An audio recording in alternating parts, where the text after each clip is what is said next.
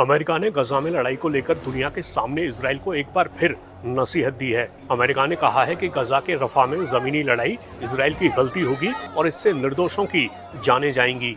हुआ यह है कि इजराइल हमास युद्ध शुरू होने के बाद जैसे जैसे गजा के बाकी हिस्से तबाह होते गए, वैसे वैसे गजा के आम लोग रफा की तरफ भागने लगे। अब खुद अमेरिका का मानना है कि इन लोगों के पास रफा के अलावा गजा में कोई सुरक्षित जगह नहीं है। चलिए विस्तार से बताते हैं कि अमेरिका ने आखिर इजराइल से क्या क्या कहा है। दरअसल अमेरिका के राष्ट्रीय सुरक्षा सलाहकार जैक सुलिवन ने बताया है कि इजराइल के प्रधानमंत्री बेंजामिन नेतन्याहू और अमेरिकी राष्ट्रपति जो बाइडेन के बीच फोन पर बात हुई है। सुलिवन के मुताबिक बाइडेन ने बताया कि वो इजराइल द्वारा गजा सिटी और खान यूनिस की तरह ही रफा में बड़ा सैन्य अभियान चलाने की आशंका को लेकर क्यों इतने चिंतित हैं। इसके आगे सुलिवन ने बताया 10 लाख से ज्यादा लोगों ने रफा में शरण ली है। वे गजा सिटी से खान यूनिस और फिर रफा गए। अब उनके पास कोई सुरक्षित जगह नहीं है। गजा के दूसरे प्रमुख शहरों को बड़े पैमाने पर तबाह कर दिया गया है।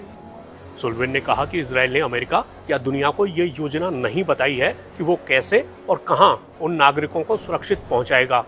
सुलिवन ने कहा कि रफा मिस्र से गजा में मानवीय सहायता पहुंचाने का प्रमुख प्रवेश बिंदु है और अगर रफा में सैन्य अभियान चला तो ये बिंदु बंद हो जाएगा। अमेरिका ने कहा है कि हमास को रफा या कहीं और पनाह ना दी जाए, लेकिन वहां एक बड़ा जमीनी अभियान चलाना गलती होगी। इससे बहुत सी निर्दोष जाने जाएंगी।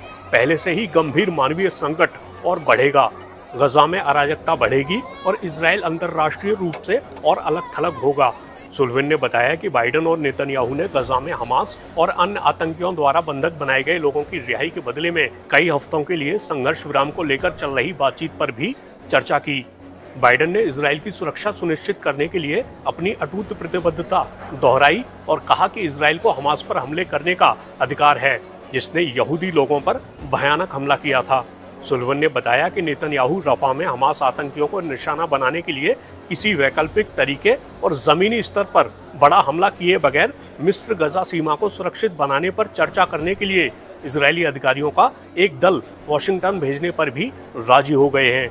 गजा में युद्ध के बीच बहुत से लोग बेघर हो गए हैं। इन लोगों के सामने खाने का बड़ा संकट भी खड़ा हो गया है। ऐसे में अगर जल्दी से हालात में सुधार नहीं हुआ तो गजा में आम लोगों से जुड़ा संकट और बढ़ सकता है।